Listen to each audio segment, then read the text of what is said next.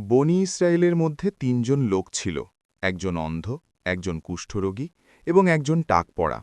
তারা জন্ম থেকেই বিপদগ্রস্ত ছিল। কুষ্ঠরোগী এমন এক রোগে ভুগছিল যা তার শরীরের রং ও চামড়াকে নষ্ট করে দিয়েছিল। টাকপড়া ব্যক্তির মাথায় চুল গজাত না, আর অন্ধ ব্যক্তি তার চলার পথ দেখতে পেত না। তাদের প্রত্যেকেই জীবনের কষ্ট আর মানুষের অবজ্ঞার শিকার হয়ে কোনো মতে বেঁচে থাকার চেষ্টা করছিল। একদিন সেই টাকপড়া ব্যক্তিটি গোত্রের এক প্রভাবশালী ব্যক্তির দরজায় দাঁড়িয়ে তার এক মেয়ের পানি প্রার্থনা করল। সে অত্যন্ত লজ্জার সাথে তার জীর্ণ চাদরটি টেনে ধরে বলল, হে মহোদয়, আমি আপনার আত্মীয় হওয়ার আশায় এসেছি। যদি আপনার এক মেয়ের সাথে আমার বিয়ে দিতেন। লোকটি অত্যন্ত শীতলভাবে উত্তর দিল, তোমার কাছে ধনসম্পদ কি আছে? টাকপড়া লোকটি মাথা নেড়ে বলল, আমার কাছে কোনো টাকা নেই, তবে আমি সুঠাম দেহের অধিকারী, কঠোর পরিশ্রম করতে পারি এবং আল্লাহর ওপর ভরসা রাখি। লোকটি বিদ্রূপের হাসি হেসে তার দুই মেয়ের দিকে ফিরল, যারা আড়ি পেতে কথা শুনছিল। সে বলল, আমাদের কাছে এমন এক টাকপড়া লোক এসেছে যার ধনও নেই, রূপও নেই। তখন এক মেয়ে চিৎকার করে তার বাবাকে বলল, বাবা, আপনি কি আমাদের থেকে মুক্তি পেতে এতটাই মরিয়া হয়ে উঠেছেন? টাকপড়া লোকটি অত্যন্ত ব্যথিত হয়ে বলল, সৃষ্টি করা তো আল্লাহর হাতে, আর তোমরা সেই সৃষ্টির খুঁত ধরছ যা তোমাদের হাত সৃষ্টি করেনি। শহরের অন্য এক প্রান্তে সেই কুষ্ঠরোগী এক আতর বিক্রেতার দোকানের সামনে দাঁড়িয়ে কাজের চেষ্টা করছিল। সে বলল, জনাব, আমি আপনার দোকানে সাহায্যকারী হিসাবে কাজ করতে চাই। লোকটি চরম অবজ্ঞার সাথে ভুরু কুঁচকে বলল, আমার সাহায্যকারী যদি কুষ্ঠরোগী হয় তবে আমি আতর বিক্রি করব কোথায়? মানুষ তো তোমাকে দেখলেই পালাবে। কুষ্ঠরোগী দীর্ঘশ্বাস ফেলে বলল, রিজিক আল্লাহর হাতে, আর পৃথিবীতে বিশ্বাসীদের জন্য অনেক নিদর্শন রয়েছে। কিন্তু লোকটি তাকে বিন্দুমাত্র দয়া না দেখিয়ে তাড়িয়ে দিল। যাওয়ার পথে কুষ্ঠরোগী আর টাকপড়া লোকটির সাথে সেই অন্ধ লোকটির ধাক্কা লাগল, যে বাজারে যাওয়ার পথ হাতুড়ে ফিরছিল। তারা দুজনে তাকে সাহায্য করার চেষ্টা করল, কিন্তু দিনটি তাদের জন্য এতটাই নিষ্ঠুর ছিল যে মানুষ তাদের সবার থেকেই দূরে সরে যাচ্ছিল। অবশেষে তারা তিনজন এক খেজুর গাছের নিচে হতাশ ও ক্ষুধার্ত অবস্থায় বসে পড়ল। তাদের কাছে খাওয়ার মতো কিছুই ছিল না। অন্ধ লোকটি বলল, আমাদের মাথার ওপর খেজুর আছে, তোমাদের কেউ কেন গাছে উঠছ না? টাকপড়া লোকটি বলল, আমি মাথায় রোদের তাপ লাগার ভয় পাচ্ছি। আর কুষ্ঠরোগী বলল, আমি তো অসুস্থ। তখন অন্ধ লোকটি দীর্ঘশ্বাস ফেলে বলল, আমরা যদি একে অপরকে সাহায্য না করি তবে সবাই ধ্বংস হয়ে যাব। ঠিক সেই মুহূর্তে তাদের জন্য এক অন্যরকম পরীক্ষা অপেক্ষা করছিল। আকাশ থেকে পাঠানো এক পরীক্ষা, যেখানে বান্দার প্রতি বান্দার দয়া যাচাই করা হবে। কুষ্ঠরোগী যখন নিজের রিক্ত হাতের দিকে তাকিয়েছিল, হঠাৎ তার সামনে এক উজ্জ্বল আলো জ্বলে উঠল। সে আতঙ্কিত হয়ে বলল, এই আলো কিসের? তখন এক শান্ত কণ্ঠস্বর তাকে আশ্বস্ত করে বলল, ভয় পেও না, তোমার কাছে সবচেয়ে প্রিয় বস্তু কি? কুষ্ঠরোগী কম্পিত স্বরে বলল, সুন্দর রং এবং সুন্দর চামড়া, আর যেন আমার এই রোগ চলে যায়। ফেরেশতা তার শরীরে হাত বুলিয়ে দিলেন এবং সাথে সাথে তার কুষ্ঠরোগ এমনভাবে দূর হয়ে গেল যেন তা কখনোই ছিল না। তার গায়ের রং সুন্দর ও সতেজ হয়ে উঠল। সে খুশিতে কেঁদে ফেলে বলল, হে আল্লাহ, এগুলো কি সত্যিই আমার হাত? ফেরেশতা জিজ্ঞেস করলেন, তোমার কাছে কোন সম্পদ সবচেয়ে প্রিয়? সে উত্তর দিল, উট, আমাদের কাছে এর চেয়ে দামি আর কিছু নেই। ফেরেশতা ইশারা করলেন এবং তার সামনে একটি বিশাল গর্ভবতী উট উপস্থিত হল। ফেরেশতা বললেন, আল্লাহ এতে তোমার জন্য বরকত দিন। ফেরেশতা বিদায় নেওয়ার আগেই কুষ্ঠরোগী তার নতুন উটের দিকে তাকিয়ে রইল। বছরের পর বছর অবজ্ঞা আর একাকিত্বের পর এমন বিশাল রিজিক তার কাছে অবিশ্বাস্য মনে হচ্ছিল। সে উটের নরম লোম স্পর্শ করে বলতে লাগল, আলহামদুলিল্লাহ, এক পলকেই জীবন কতটা বদলে গেল। শহরের অন্য প্রান্তে টাকপড়া লোকটি একটি দেয়ালের ছায়ায় বসেছিল এবং দেখছিল মানুষ তাকে একবার না তাকিয়েই পাশ দিয়ে চলে যাচ্ছে। এমন সময় সেই আলোটি আবার তার চারপাশ উজ্জ্বল করে তুলল। সে হাঁটু গেড়ে বসে বলল, দয়া করে আমাকে কষ্ট দেবেন না, যদি না আপনার এই আলো কেবল মঙ্গল বয়ে আনে। সে সেই একই কণ্ঠস্বর শুনতে পেল, হে ব্যক্তি, তোমার কাছে সবচেয়ে প্রিয় বস্তু কি? টাকপড়া লোকটি তার কেশহীন মাথায় হাত বুলিয়ে বলল, সুন্দর চুল, যা আমার থেকে এই লজ্জা দূর করবে যার জন্য মানুষ আমাকে উপহাস করে। ফেরেশতা তার মাথায় হাত বুলিয়ে দিলেন এবং মুহূর্তেই তার মাথায় ঘন রেশমি চুল গজিয়ে গেল। সে কৃতজ্ঞতায় বলতে লাগল, হে রব, আপনি কত দয়ালু। ফেরেশতা জিজ্ঞেস করলেন, কোন সম্পদ তোমার সবচেয়ে প্রিয়? সে ভেবে বলল, গরু, কারণ এটি চাষাবাদের জন্য কাজে লাগে আর এর দুধ ও চামড়া অনেক উপকারী। সাথে সাথে একটি হিষ্টপুষ্ট গাভী তার সামনে দাঁড়িয়ে গেল। ফেরেশতা বললেন, আল্লাহ এতে তোমার জন্য বরকত দিন। অন্ধ লোকটি নদীর কাছে দাঁড়িয়ে পানির শব্দ শুনে দিক ঠিক করার চেষ্টা করছিল। সে ছিল সবচেয়ে বেশি কষ্টে, কারণ সে না পারত অন্যকে দেখতে, না পারত নিজেকে। ফেরেশতা এক দয়ালু মানুষের বেশে তার কাছে এলেন। অন্ধ লোকটি কথা শোনার আগেই এক প্রশান্তির ঘ্রাণ পেল। ফেরেশতা বললেন, হে আল্লাহর বান্দা, তোমার কাছে সবচেয়ে প্রিয় বস্তু কি? সে কম্পিত স্বরে উত্তর দিল, আল্লাহ যেন আমার দৃষ্টিশক্তি ফিরিয়ে দেন, যাতে আমি তার সৃষ্টি দেখতে পাই এবং যারা আমার সাথে ভালো বা খারাপ ব্যবহার করেছে তাদের মুখ চিনতে পারি। ফেরেশতা তার চোখের উপর হাত রাখলেন এবং মুহূর্তেই পৃথিবী তার চোখের সামনে খুলে গেল। সে চিৎকার করে উঠল, আমি দেখতে পাচ্ছি, আমি আকাশ দেখতে পাচ্ছি, আমি গাছপালা দেখতে পাচ্ছি। সে প্রথমবার আলো দেখতে পাওয়া শিশুর মতো দুকড়ে কেঁদে উঠল। ফেরেশতা জিজ্ঞেস করলেন, কোন সম্পদ তোমার প্রিয়? অন্ধলোকটি বিস্ময়ভরা চোখে উত্তর দিল, ছাগল, আমি মেষপালক হতে চাই এবং সৎকর্মশীলদের মতো প্রান্তরে জীবন কাটাতে চাই। সাথে সাথে এক ছোট পালের ছাগল তাকে ঘিরে ধরল। এভাবে তাদের তিনজনের প্রত্যেকেরই নতুন নেয়ামত হল, একজনের উট, একজনের গরু আর অন্যজনের ছাগল। তাদের পশুরা প্রতিদিন বংশবৃদ্ধি করতে লাগল এবং একসময় তাদের প্রত্যেকেরই একটি করে বিশাল উপত্যকা পশুতে ভরে গেল। প্রাচুর্য তাদের হাতে এমনভাবে আসতে লাগল যা আগে কখনো আসেনি। দিন যেতে লাগল এবং তাদের জীবন ঋতু পরিবর্তনের মতো বদলে গেল।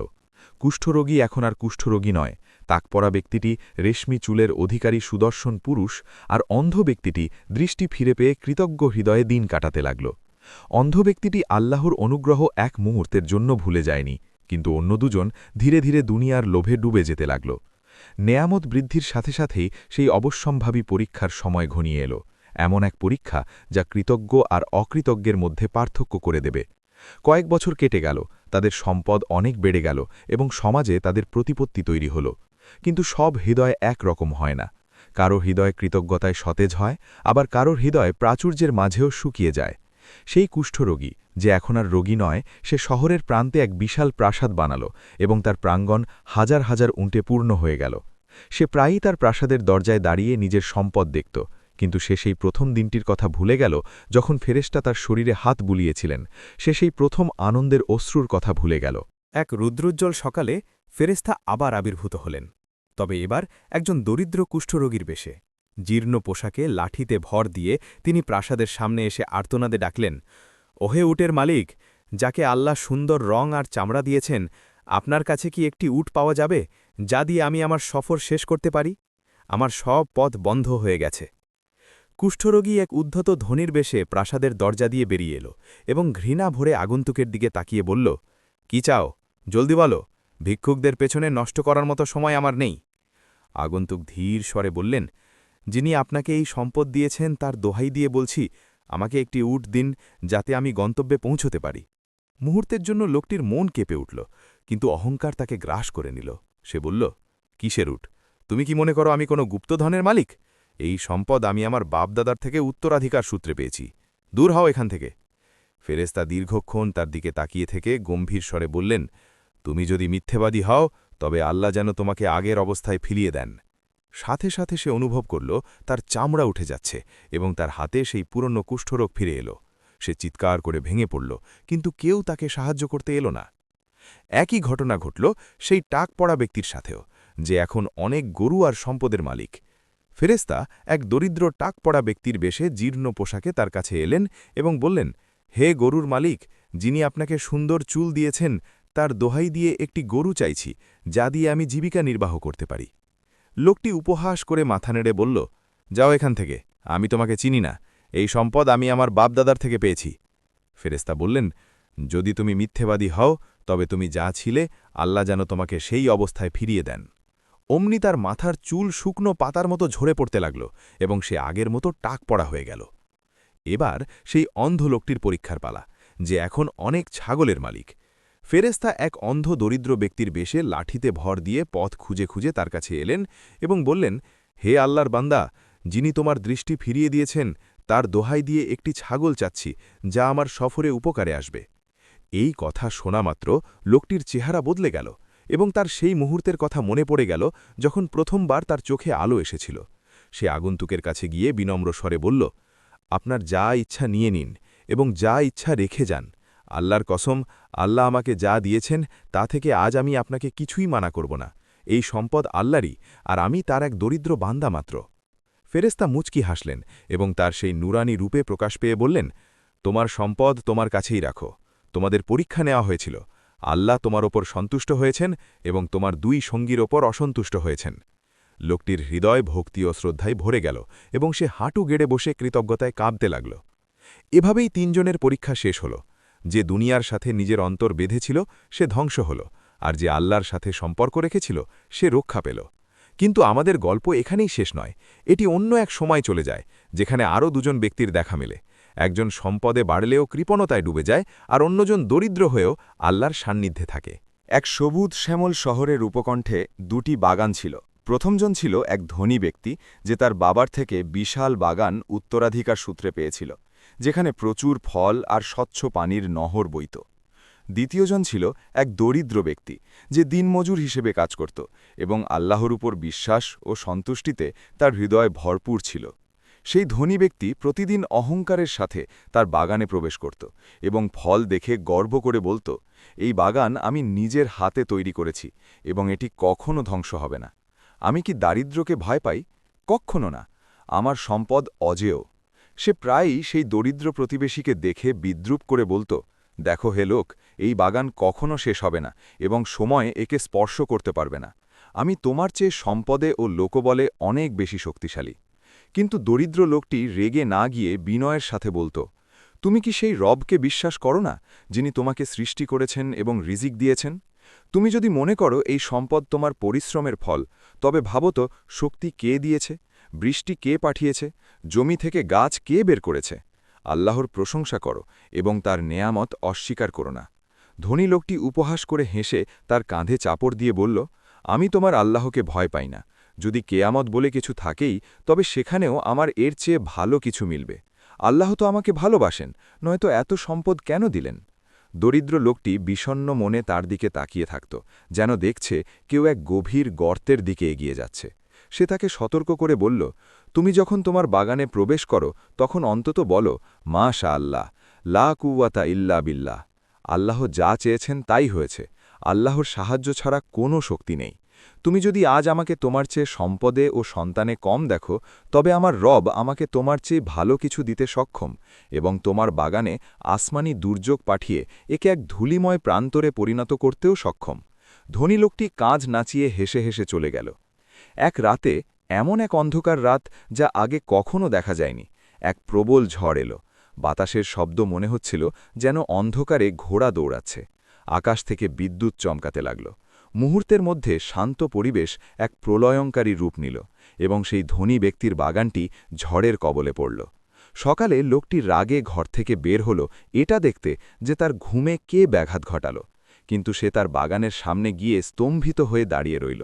সেখানে কিছুই অবশিষ্ট নেই, কোনো গাছ নেই, ফল নেই, পানি নেই, এমনকি গাছের ছায়াটুকুও নেই। মনে হচ্ছিল যেন আগুন তার উপর দিয়ে বয়ে গেছে এবং সব পুড়িয়ে ছাড়খাড় করে দিয়েছে। লোকটি মাথায় হাত দিয়ে আতঙ্ক আর অনুশোচনায় চিৎকার করে উঠল, হায় আফসোস, গতকালও কি আমার এই বাগান ছিল? আমার সম্পদ কোথায় গেল?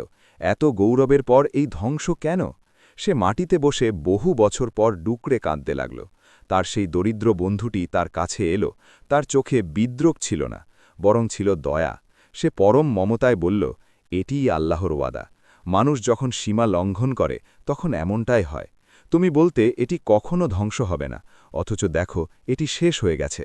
এখন তোমার রবের কাছে ফিরে যাও, কারণ তিনি তোমার সম্পদের চেয়েও বেশি দয়ালু।